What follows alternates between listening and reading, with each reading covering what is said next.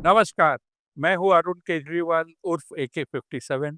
आज Narmadesh Brass Industries Limited Jamnagar, Gujarat में मैं मौजूद हूँ। ये कंपनी SME पे IPO लेकर आने वाली है। इसके बारे में बातचीत करने के लिए यहाँ मैं पहुँचा हूँ। दो चीज़ ध्यान में रखिए, जैसे मोरबी फेमस है ग्लेस टाइल, विट्रीफाइड टाइल्स या सिरेमिक इंडस्ट्री के लिए, उसी तरह जामनगर फेमस है ब्रास और ब्रास कंपोनेंट के लिए। ये कंपनी वही काम करती है। ये जो वीडियो पेशकश किया जा रहा है, ये एक एजुकेशनल फ़िल्म है और उम्मीद करता हूँ कि आपको इसे देखकर मज़ा आएगा।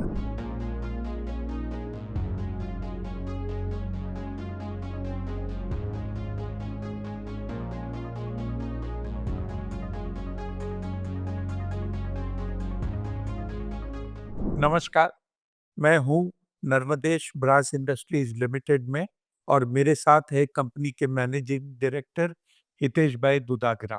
आइए उनसे बात करते हैं उनके कंपनी के बारे में, कंपनी के क्या प्रोडक्ट हैं। जैसे आप देख सकते हैं, कंपनी के कुछ सैंपल्स हमारे सामने हैं, जिससे आपको आइडिया लग सकती है ये ब्रास कंपोनेंट्स क्या होते हैं। हितेश जी नमस्कार। नमस्कार। मुझे ये बताइए आपकी कैपेसिटी, आप जो मेल्टिंग करते हैं और उससे जो आप ब्रॉस रॉड बनाते हैं, वो कैपेसिटी आपकी सालाना क्या है? हमारी building capacity per year near about 4,500 metric ton की है। तो उस हिसाब से हमारी फोर्जिंग कंपोनेंट जो है, वो पर डे हम लोग 3 से 4 टन फोर्जिंग कर सकते हैं। और मशीनिंग कैपेसिटी के बारे में आप बोले, तो हम लोग finish component near about per day 2 to 3 tons बना सकते हैं। ओके। और ये जो ब्रास रॉड है, ये कुछ आप खुद यूज़ करते हैं और कुछ आप बेचते हैं, ये सही है या ये मेरा समझना गलत नहीं, नहीं, हम लोग हमारा जो हर एक स्टेज का जो कंपोनेंट है, आप देखोगे जो फाउंडिंग में से बिलेट निकलते हैं, वो भी सेलेबल है।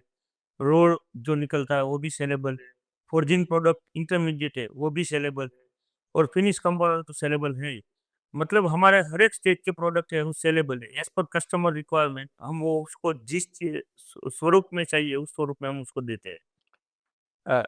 एक चीज़ बताइए, आपके ये जो प्रोडक्ट है, उदाहरण के लिए अगर ये लें, तो इसका बायर OEM है या आप B2B में भी बेचते हो या मार्केट में भी बेचते हो या OEM वाले कोई के लिए ही ये प्रोडक्ट बनता है? हमारे 85 टू 90% प्रोडक्ट है वो यही नहीं है। 10% product only marketable direct customer to sale है।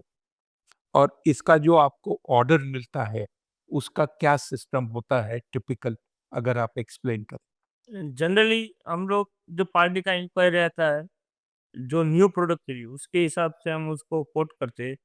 और कोट होने के बाद अगर हमारा रेट अप्रूव होता है, तो वो लोग हमें पहले पायलट प्रोडक्ट देते हैं। पायलट प्रोडक्ट के बाद जब प्रोडक्शन में उनकी जो अचीव क्वांटिटी होती है, उस क्वांटिटी में मैच होने में हमें करीबन 6 से 8 महीना उस प्रोडक्ट में लग जाते हैं। उसके बाद वो रेगुलरली उस ऑर्डर का जब ऑर्डर प्लेस करते हैं, तो कोट का हमसे वापस डिवाइस कोट करते हैं और वो उसमें खाली हमें मेटेरियल रेट ही चेंज करना होता है। तो हम लोग उसको मेटेरियल रेट चेंज करके और उसको नया रेट दे देते हैं। तो उसके पास और एक सिस्टम बना रहता है रेट के बारे में कि बाद में हर 2 साल 1-2 साल के बाद जो भी लेबर इंक्रीज़ अदर जो फैक्टर है उसका जो इंक्रीमेंट होता है, वही बाद में करना होता है। बाकी डे टू डे हम मेटल के रेट के हिसाब से इम्पोर्ट करते हैं और वो लोग हमें ऑर्डर देते हैं। वो ऑर्डर हमें नियर अबाउट 30 टू 40 डेज़ में सप्लाई करना होता है। आपके धंधे में हितेश भाई, कैपेसिटी यूटिलाइजेशन बहुत इम्पोर्टेंट है, क्योंकि जितनी आप मशीन को यूज़ करोगे, जितनी आपकी मेल्टिंग कैपेसिटी यूज़ करोगे, उतना ज़्यादा आपको फ़ायदा होगा। तो ये देखा गया है कि आपकी कैपेसिटी बढ़ रही है, लेकिन अभी भी आपके पास में और जगह है। इसको यूटिलाइजेशन को बढ़ाने के लिए आपके पास क्या तरीके हैं, जिससे आपको लगता है कि आगे जाकर ये बढ़ जाए? जैसे कि हम लोग की आईपीओ प्लानिंग किया हो, तो आईपीओ प्लानिंग से हमारी वर्किंग कैपिटल बढ़ जाएगी और कुछ कुछ मशीन्स जो आज के नए दौर के हिसाब से हमें बहुत प्रिसाइज़ कंपोनेंट देने होते हैं, तो वो हम लोगों ने नई मशीनरीज़ भी परचेज़ कर रखी है ऑलरेडी, जो अभी जस्ट इंस्टॉलमेंट और स्टार्टिंग प्रोसीजर ही बाकी है। और दूसरा वर्किंग कैपिटल जब हम डालेंगे, तो पूरी मशीन्स की यूटिलाइज़ेशन हम कर सकते हैं। तो कैपेसिटी यूटिलाइजेशन को बढ़ाने के लिए आपको ये लगता है कि सिर्फ वर्किंग कैपिटल अगर कंपनी में आ जाएगी, जो आईपीओ के तहत आएगा, आपका काम हो जाएगा? वर्किंग कैपिटल मीन्स मशीनरीज़ भी मैंने आपको बोला कि मशीनरीज़ भी हमने ऑर्डर कर रखे थे, वो भी अभी आ चुकी है। और वर्किंग कैपिटल से मतलब कि हमारा फोर्जिंग यूटिलाइज़ेशन पूरा हो रहा है। मगर जो मशीनिंग कैपेसिटी और फोर्जिंग कैपेसिटी है, उसके हिसाब से फाउंड्री से अगर हमें रोड ज़्यादा निकलते, तो हम लोग फाउंड्री का ओनली पावर बढ़ा के यूटिलाइज़ेशन बढ़ा सकते हैं। जो 4.5 टन है, वो हम 6.5 टन कर सकते हैं। तो उस हिसाब से हमारा अगर फ्रॉम द बिगिनिंग अगर हम लोग इंक्रीज़ करते हैं, तो बाकी हर एक स्टेज में वो धीरे-धीरे बढ़ता जाएगा। सर, आपका जो प्रिंसिपल रॉ मटेरियल है ब्रास, अ, वो उसका रॉ मटेरियल आप कहाँ से प्रोक्योर करते हो?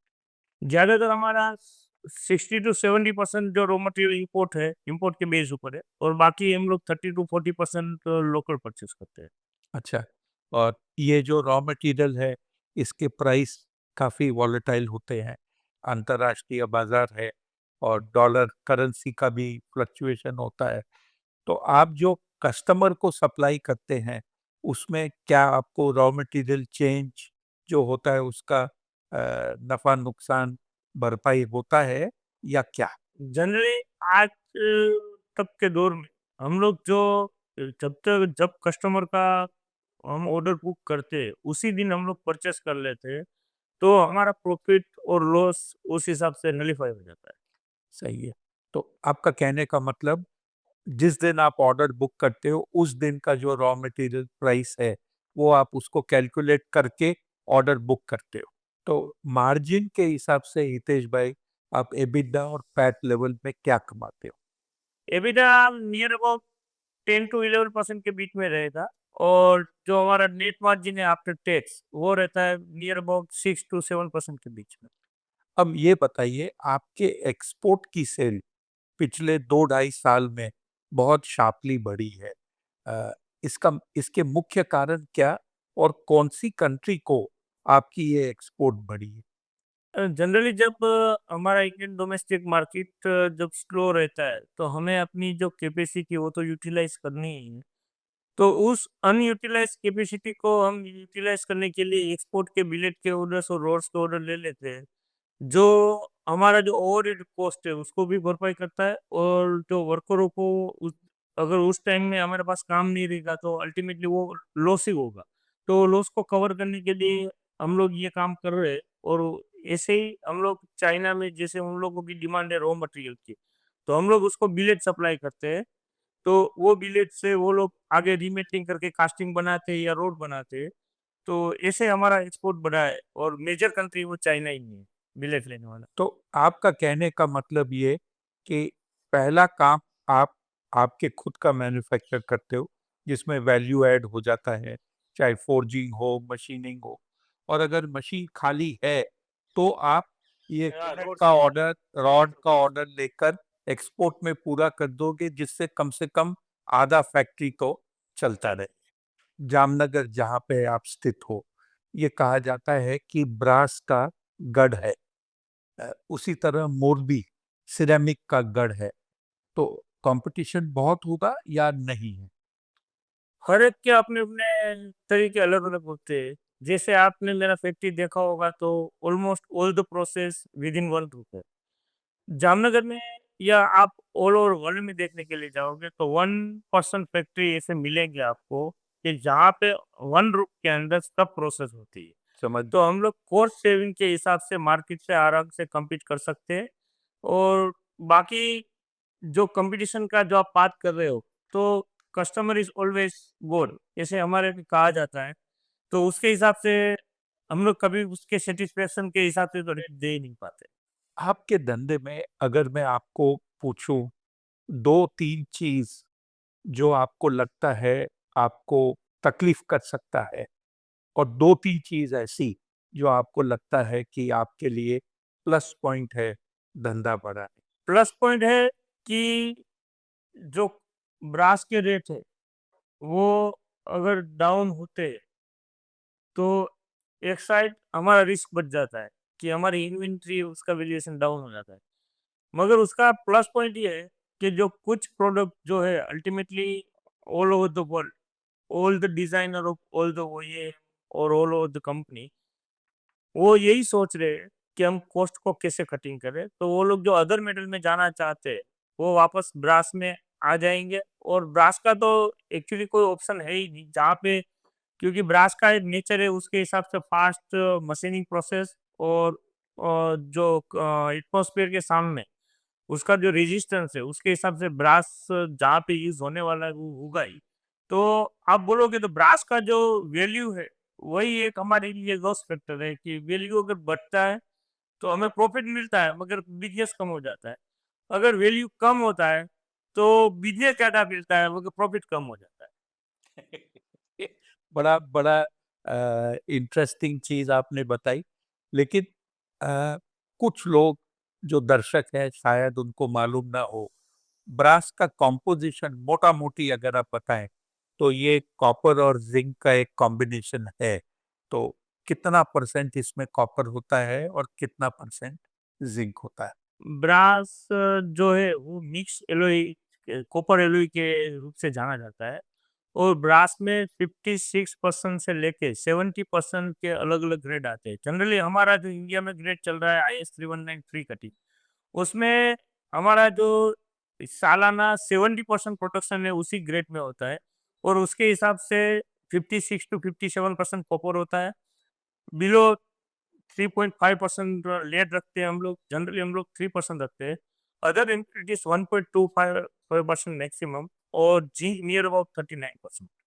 एक आखिरी सवाल, आपके ऑब्जेक्ट्स ऑफ इश्यू में कुछ नई मशीनरी, कुछ वर्किंग कैपिटल, कुछ डेट रीपेमेंट, आप बताएँगे कि पूरे ऑब्जेक्ट्स मोटा-मोटी क्या हैं? हम लोग जो न्यू मशीनरीज मैंने आपको पहले बोला प्रिसाइज कंपोनेंट बनाने के लिए और आज के दौर में automation is must necessary for the industry. तो हम लोग जो ऐसी मशीनरीज लेके आ रहे हैं जो हमें प्रिसाइज करके भी देगी और उसमें जो लेबर का पोर्शन जो स्किलनेस का है वो मशीन खुद अपने आप ही कर लेगी। तो पहले तो प्रिसाइज हम कंपोनेंट बनाने के लिए हमारा थोड़ा आगे एक कदम बढ़ेगा। दूसरा चीज़ है कि वर्किंग कैपिटल जो ये नई मशीनरीज़ और आपने पहले पूछा कि हमारा प्लांट यूटिलाइज़ेशन, तो वर्किंग कैपिटल की वजह से हमारा प्लांट का जो यूटिलाइज़ेशन है वो बढ़ जाएगा। और जो तीसरा बोल रहे हो कि जो हमारे पिछले जो संदिग्ध क्रेडिटर्स है, तो उसको पेमेंट करने में और बैंक का अल्टीमेटली जो जितना भी हो सकता है उतना पेमेंट रीपे करने का है। हितेश भाई, बात करने के लिए बहुत-बहुत धन्यवाद और उम्मीद करता हूँ कि जो दर्शक हैं, उनको आपकी कंपनी में समझ और देखकर आइडिया लगी कि आप क्या करते हो। धन्यवाद। मेरे पीठ पे अगर आप देखें, कंटीन्यूअस कास्टिंग मशीन है, जहाँ पर मोल्टन मेटल एक रॉड के फॉर्म में बनकर आ रहा है। जो ये मेटल है उसका टेम्परेचर होता है करीब 1000 और 1100 डिग्री के बीच में, और ये जो रॉड बन के बाहर आ रहा है ये है 700 साढ़े 700।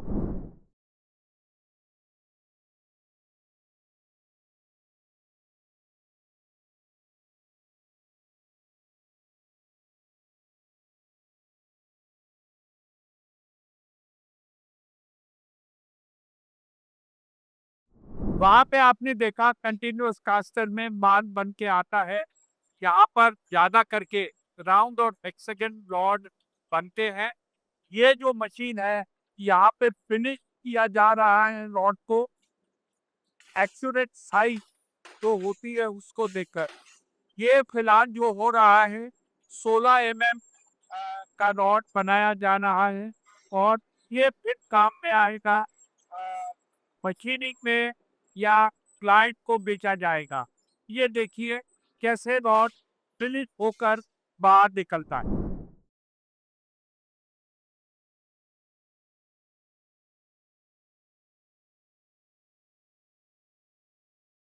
आपने कुछ समय पहले देखा था कंटिन्यूअस कास्टर, जहाँ पे रॉड बनता था।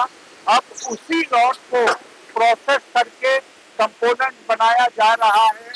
ये देखिए, उस रॉड से ये कंपोनेंट बना है, जिसपे मशीनिंग हुई है, फॉलो किया गया है, और ये एक फिनिश प्रोडक्ट बन जाता है। ऐसे प्रोडक्ट को बनाने के ऊपर कंपनी को मार्जिन ज़्यादा मिलता है। ये एक प्रॉफिटेबल प्रोडक्ट बन जाता है और इससे कंपनी की कमाई बढ़ती है। नमस्कार, मैं हूँ अरुण केजरीवाल उर्फ AK-57, जामनगर स्थित नर्मदेश ब्रास इंडस्ट्रीज लिमिटेड में आज आए हुए हैं। इनका IPO आ रहा है जल्द ही। इस कंपनी के बारे में आपको पूरी जानकारी दी गई, प्रमोटर से बातचीत हुई, फैक्ट्री का दौरा किया गया। उम्मीद करता हूँ आपको ये वीडियो, जो एक एजुकेशनल पर्पस से बनाया गया है, उससे आपको कंपनी के बारे में पूरी जानकारी मिली। ये वीडियो आपको पेश किया गया था कनेक्सियो कॉर्पोरेट एक्सप्लोरर की तरफ से, और मैं इसका एंकर रहा हूँ। अगर आपको ये वीडियो पसंद आया, अच्छा लगा, तो लाइक कीजिए, शेयर कीजिए और आपके कमेंट्स ज़रूर दीजिए। अगली बार तक विदा।